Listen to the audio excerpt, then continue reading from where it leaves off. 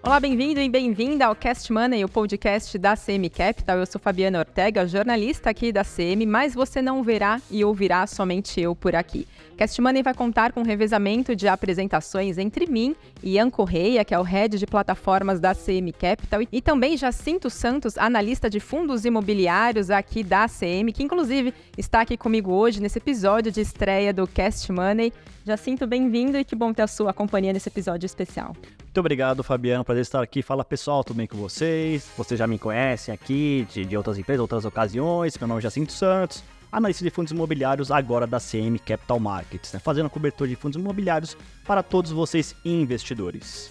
É isso aí, trazendo um pouquinho da dinâmica do Cast Money, aqui ele vai contar com episódios semanais, sempre 3 vezes ao mês, e sempre trazendo convidados. No caso dos episódios conduzidos por mim, a gente vai falar de diversos assuntos do universo dos investimentos. O Ian Correia vai mergulhar no universo trader e Jacinto, claro, vai falar do universo de fundos imobiliários. Cast Money estará disponível sempre às quintas-feiras no Spotify às 6 horas da manhã e no canal da CM Capital no YouTube aos domingos às 5 horas da tarde no formato videocast. Aproveite para acompanhar as redes sociais da CM Capital e ficar por dentro de toda a programação aqui do podcast e também deixar o seu feedback. E não se esqueça de curtir e compartilhar os conteúdos dos episódios que a gente vai trazendo aqui para vocês ao longo das semanas. Bom, Jacinto, a apresentação do podcast feita, os recados dados, vamos então conversar um pouco melhor sobre fundos imobiliários, né? Aproveitar aqui a sua participação nesse episódio de estreia para a gente trazer um panorama de como é que anda esse universo que está trazendo cada vez mais investidores, né? Atraindo cada vez mais atenção de investidores. Falando um pouquinho agora da Bolsa de Valores brasileira, né? Se a gente olhar nos últimos 2 anos, ela está numa seca de IPOs, a gente não está tendo abertura de capitais pelo menos há mais de 2 anos já aqui na Bolsa de Valores brasileira. Por outro lado, as emissões dos fundos imobiliários está crescendo, né, também nas emissões secundárias. Se a gente olhar dados de 2023, a captação foi bem maior, né, que 2022. Se olhar o comecinho de 2024, também o primeiro bimestre deu mais que o dobro de captação em relação a 2022, passando aí dos 7 bilhões. Analisando também fundos, o IFIX, né, no caso, teve um bom desempenho agora em março no sentido de bater recordes históricos. Então conta pra gente um pouquinho qual que é o cenário que está por trás dos investimentos, né, de pano de fundo, dos fundos imobiliários agora nesse momento, que vem justificando todo esse movimento. Então, Fabiano, o que justifica, a meu ver, né, é basicamente a queda da taxa Selic, né? Porque o que acontece? Muitos investidores de fundos imobiliários vieram da renda fixa e têm por referência a rentabilidade da renda fixa, né? E, a partir disso, o que acontece? Muitos fundos imobiliários, eles acabam sendo uma alternativa à renda fixa por se tratar de um investimento em renda variável que é mais fácil de entender e mais acessível ao investidor. Porque o mercado imobiliário, como muita gente sabe, né, é mais fácil de compreender para o brasileiro, né? Então eles deixam de aportar na renda fixa e começam a aportar em fundos imobiliários. E naturalmente as cotas aumentam de valor e o IFIX, por sua vez, aí sobe na sua pontuação, enfim, né? E ao longo dos meses o IFIX sobe de cotação, alcançando novos recordes, e as cotas dos fundos imobiliários sobem, é claro, pela razão inicial que eu falei, e por isso os fundos imobiliários eles acabam sendo negociados com alguns prêmios, né, que justificam eles fazerem novas emissões, por exemplo, né? Porque vamos lembrar que é uma das formas dos fundos imobiliários crescerem, fazendo emissões, né? Inclusive a forma mais fácil, diga-se de passagem, porque permite o fundo imobiliário comprar novos ativos, captando uma vasta quantidade de recursos em um curtíssimo espaço de tempo, né? Para que, obviamente, o fundo tenha novas receitas, novos imóveis, nova diversificação, novos tipos de renda fixa, por exemplo, aí, modificando, inclusive, o fundo imobiliário em questão de uma forma primordial ou simplesmente você crescendo e mantendo a mesma tese, né? Então, assim, é uma forma de crescer que os fundos imobiliários têm, assim, e é uma forma, né, assim, que eu acho, inclusive, aí, é claro, do cenário mais saudável para o FII, né? Lembrando que é o seguinte, quando o fundo imobiliário ele cresce, ele deve trazer, em contrapartida, assim, uma relação risco-retorno mais benéfica aí para o investidor, né? Certo, e você comentou da taxa Selic, né? A gente vem acompanhando o ciclo de queda da taxa, o Boletim Focus vem mostrando perspectiva de 9% ao final de 2024. A gente pode falar no cenário de otimismo ainda para fundos imobiliários ao longo agora de 2024? Sem dúvida, mas e faz sentido porque, assim, esse cenário assim, permite que mais investidores aloquem em fundos imobiliários, as cotas ainda subam e, por fim, você engata aí as novas emissões de fundos imobiliários. Então, acho que até o final do ano, a gente tem muita emissão ainda de fundos imobiliários para acontecer, tá?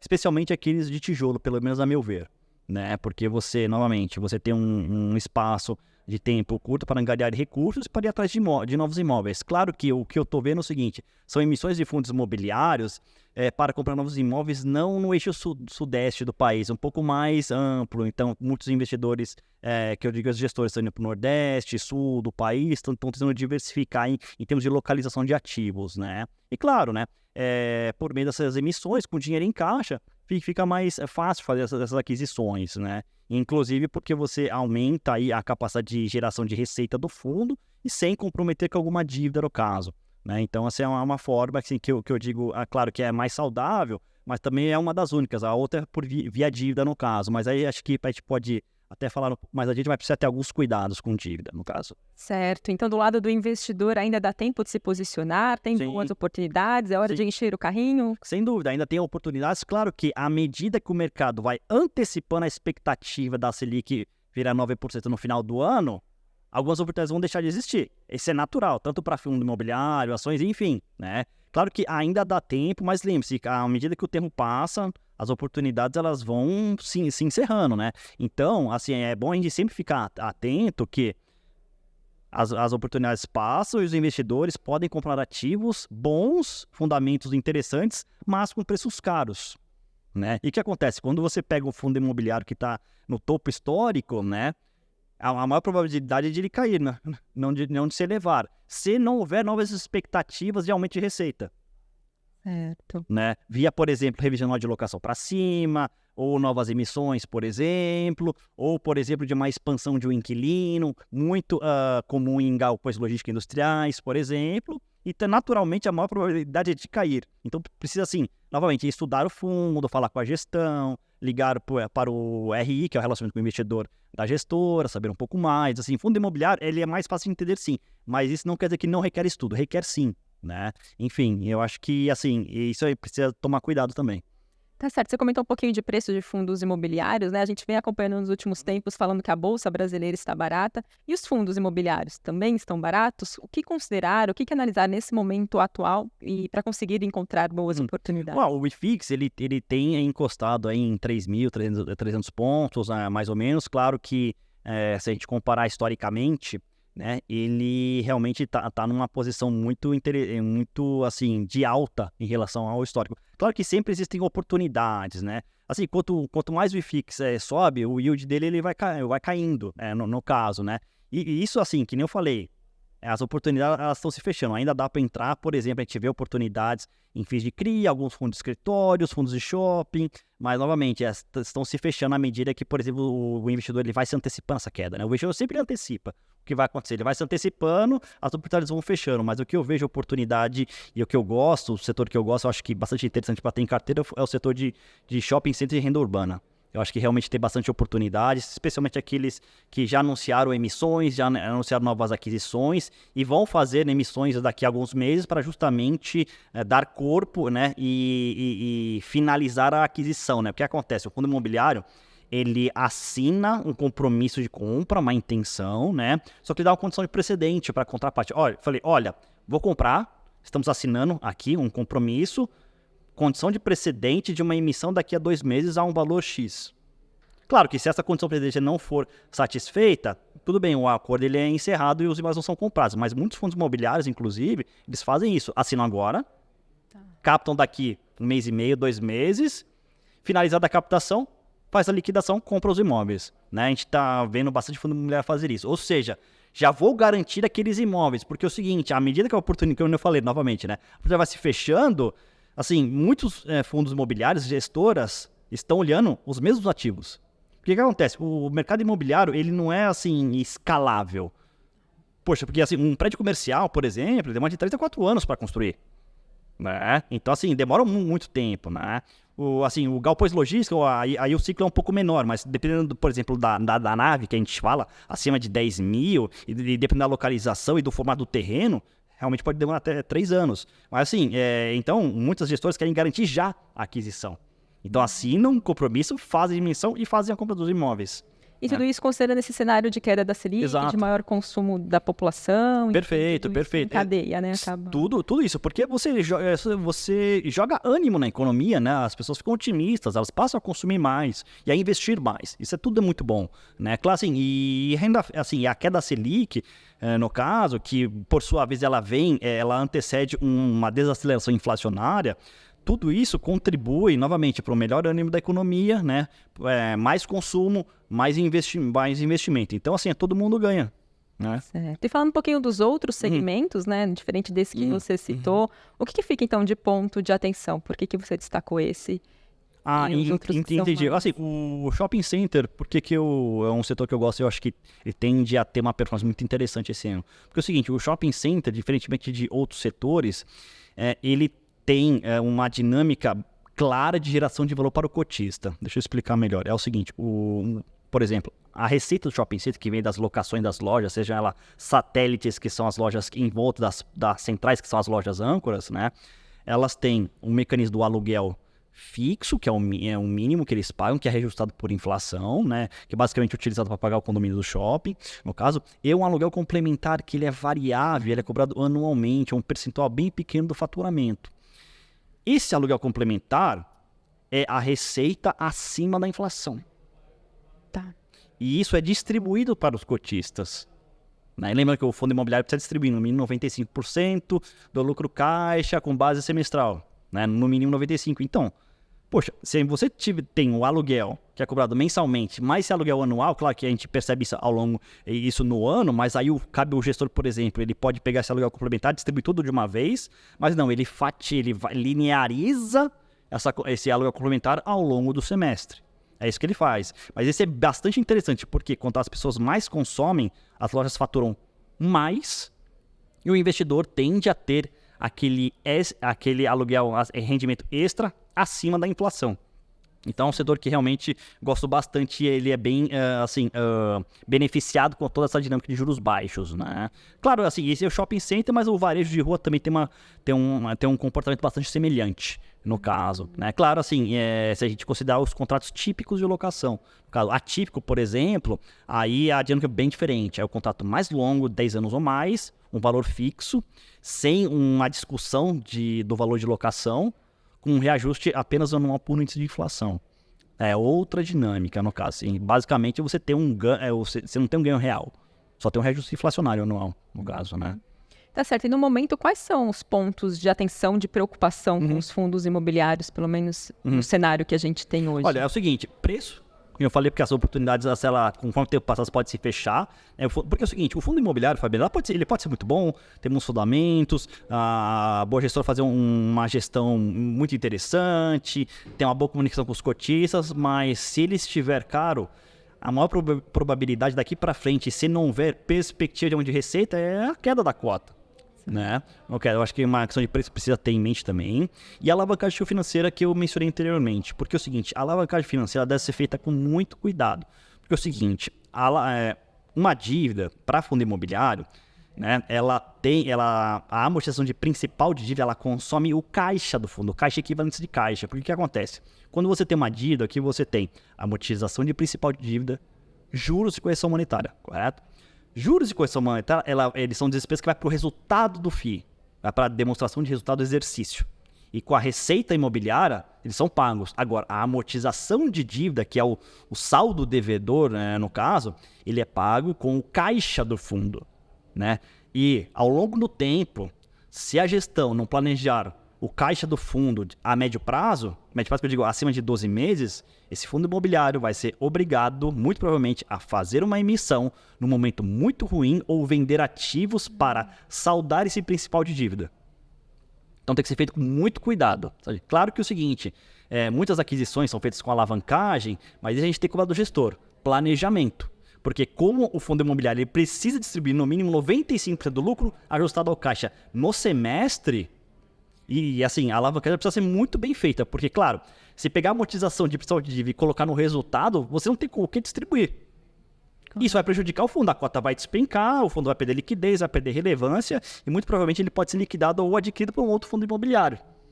Então, o que acontece? A amortização precisa lá consome caixa, no caso, juros e correção monetária vai para resultado e o fundo segue as atividades normalmente. Observado de que existe um horizonte, um cronograma de amortização de principal de dívida que precisa ser pensado a médio prazo, a meu ver. Isso precisa ter muito cuidado.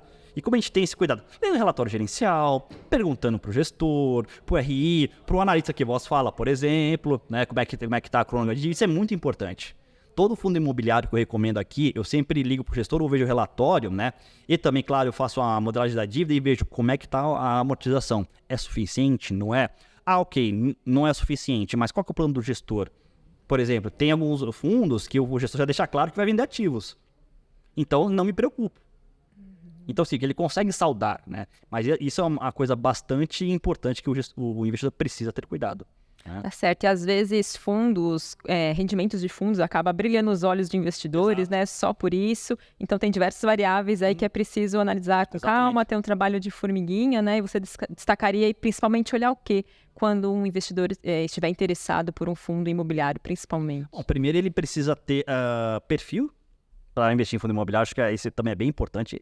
Fundo imobiliário é renda variável, tá? A cota varia de preço, claro que os rendimentos têm uma volatilidade bem menor, mas também podem variar por questão de despesa não recorrente, vacância física, um inquilino sai, por exemplo, ou um CRI que tem uma participação relevante no patrimônio do FII, ele tem um evento de crédito, ou seja, um calote, por exemplo, aí não recebe os juros, enfim, isso pode acontecer, inclusive em crédito isso é dia a dia, né? Claro que o gestor tem a habilidade de conversar ali com o cedente do laço para ver o que está acontecendo, né? Inclusive, desculpa até te interromper, a gente teve um caso recente do supermercado Dia, né? Que acabou impactando. Exatamente, porque anunciou a recuperação judicial, não pagou a locação. E claro que por contrato de locação, você não tem só a locação, você tem as multas e encargos. Isso está tudo estipulado no contrato de locação.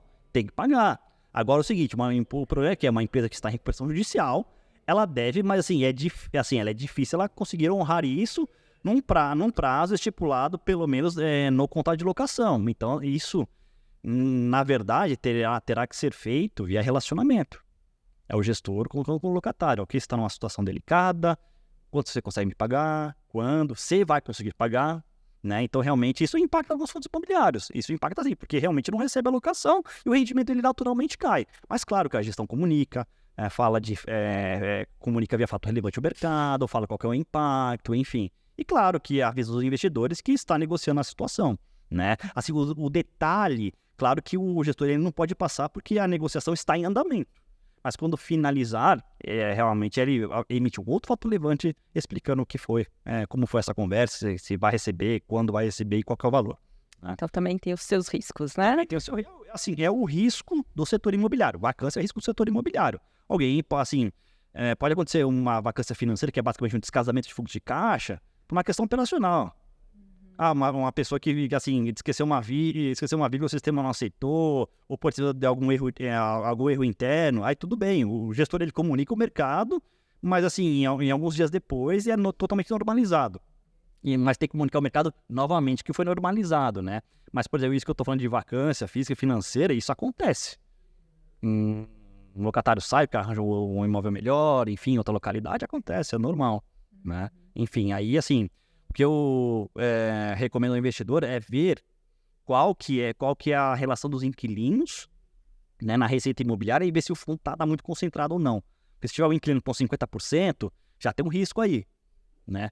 Aí, no próprio relatório gerencial, a gente consegue ver essa exposição e se tem multa. Claro que geralmente tem, mas, assim, qual é a segurança do gestor em relação a essa multa? Porque no contrato típico, que dura 5 anos, são de 3 a 6 aluguéis, mais ou menos. Agora, dependendo de como o gestor negociou, pode até ser mais. Por exemplo, você pode ter um contrato e fazer, não quero 3 e 6, por causa da especificidade desse imóvel, por causa da localização, enfim, quero 9 aluguéis. Não, a outra contraparte aceitando, tudo bem, você estipula em contrato e está tudo certo, né? Porque pode acontecer, aí em acontecendo, você tem um aviso prévio também, fica 3, 4 meses de aviso prévio, Aí depois o inquilino sai do imóvel e paga a multa. Tudo bem. E durante esse tempo o gestor coloca o imóvel à disposição do mercado para nova locação. E falando desses diversos acontecimentos que impactam os fundos imobiliários, recentemente a gente teve o Conselho Monetário Nacional também estabelecendo novas regras para as emissões de CRIs e CRAs em relação aos lastros, né, reduzindo aí os lastros. Qual que é a sua opinião, a sua visão em relação a isso, de como pode impactar os fundos imobiliários? Hoje, assim, as emissões que já foram feitas, elas seguem a regra atual sem nenhum problema, né? Agora, as novas, no caso, elas poderão sim ser afetadas. Claro, assim, a regra, no caso, ela visa a ser mais aderente à natureza, né, da própria emissão. Mas qual que é a natureza? É 100% imobiliária, ou 100% agrícola. Então, assim, é muito mais uma questão de sentido. Faz sentido uma empresa, por exemplo, de mecânica emitir um CRI? Não faz sentido, né? Então, tinha algumas discrepâncias. Por isso dessa medida, né? Agora, por um outro lado, acho que tem 2 pontos aí. Salvo engano, o que acontece? Essa medida, ela restringiu, por exemplo, emissões em partes relacionadas, ou seja, a parte e a contraparte da estruturação, elas têm alguma relação, né? E também, no caso, para reembolso de despesas. Porque que acontece? Quando você tem uma incorporação imobiliária, você tem toda a parte burocrática também. Você tem que ir na prefeitura, aprovar projeto, você precisa de alvarás, você precisa de projetos, arquitetos, engenheiros. E tudo isso tem que ser pago. Porque faz parte da burocracia. E o que acontece? Você tinha esse reembolso de despesa que a incorporadora pagou no próprio lastro para você fazer a emissão do CRI. Agora já não pode mais. Isso realmente não pegou o mercado de surpresa, mas o mercado não gostou disso. Porque que acontece? Botava tudo isso no lastro, agora não vai poder mais. Então a incorporadora de cara já vai ter que gastar do próprio bolso para honrar essas despesas, não colocar no lastro do CRI. E o CRI vai ficar 100% para financiar o empreendimento em si, a área construída do empreendimento, né? E isso realmente eu percebi que o mercado não gostou um pouco. Tá certo, e caminhando aqui para a reta final da nossa conversa, né, a gente falou bastante aí de pontos positivos, pontos de atenção, né, os riscos que obviamente tem como qualquer outro investimento. Então eu queria saber quais dicas você deixa para quem está pensando, né, investir, claro, lembrando, né, do perfil do investidor, os objetivos, considerando tudo isso previamente, mas quais dicas que você dá para quem pretende ainda entrar nesse universo de fundos imobiliários ainda em 2024 e também de como se proteger, né, como todo investimento tem que proteger a carteira. Bom, acho que é o seguinte, antes de investir em renda variável, né, que os fundos imobiliários são a porta de entrada, acho bem interessante ter uma reserva de emergência, tá? De 6 a 12 meses aí, preponderantemente. Claro que se você puder até fazer maior, ótimo, em ativos de renda fixa de alta liquidez, tá? Liquidez diária, no caso. E a partir disso, você pode começar a investir no mundo da renda variável, primordialmente em fundos imobiliários, que é mais fácil de entender, tem muita informação, tá? Pelo menos a meu ver, os investidores eles se ajudam bastante, tem muita informação, até digo assim, o nível de transparência ele é mais alto, inclusive, que de ações, porque todo mês você tem relatório, né? Enfim, e ter perfil para renda variável isso é bem importante, né? Porque é o seguinte, as cotas caem, né? E se acontecer alguma coisa, elas caem bem realmente, porque você vai afetar a capacidade de fluxo de caixa quando você tem uma vacância, por exemplo, né? E ter objetivo muito claro o que pretende fazer ao investir em fundo imobiliário, porque simplesmente as pessoas investem, qual que é por exemplo, o investimento do momento? Fundo imobiliário. Tá, mas o que você busca em fundo imobiliário? Você quer renda? Tá, então é um outro tipo de fundo que você vai investir. Você quer ganho de capital? Ok. Então você tem um fundo imobiliário que está buscando novos ativos, está buscando novas fontes de receita, por exemplo. Então você tem esse perfil, no caso, né? Claro que é o seguinte, quando você procura um fundo imobiliário com perspectiva de aumento de valor, no caso, tem que correr um pouco mais de risco, né? Fundo imobiliário, eu quero só a renda, acho interessante. Bom, ok. Fundo imobiliário um pouco mais descontado e que seja mais estável com ativos mais maduros, né? Então, acho que é bem importante definir qual é o objetivo. Acho que, o fundo imobiliário ele pode ser estruturado, uma carteira diversificada. Acho que diversificação é muito importante dentro de fundos imobiliários, setorial e teses e gestora, tá? Acho que é bem interessante então, o investidor prestar atenção nisso. E a partir disso, né, você fazer uma dinâmica da carteira que, inclusive, ela pode servir como uma aposentadoria. ela pode servir. Claro que o produto em si de fundo imobiliário, ele não foi feito para aposentadoria, mas você pode configurar uma carteira diversificada com X ativos, gestora, tese, de forma que essa renda mensal seja considerada uma aposentadoria para você. Lembrando sempre do reinvestimento dos dividendos, dos rendimentos no caso, né? Os rendimentos sempre, né? Novamente, a parte que você tira para você, para aposentadoria no caso, deve ser responsável por 100% dos seus gastos, mas uma outra parte que você deve reinvestir na carteira e assim a bola de neve vai crescendo. Isso é bem importante, né?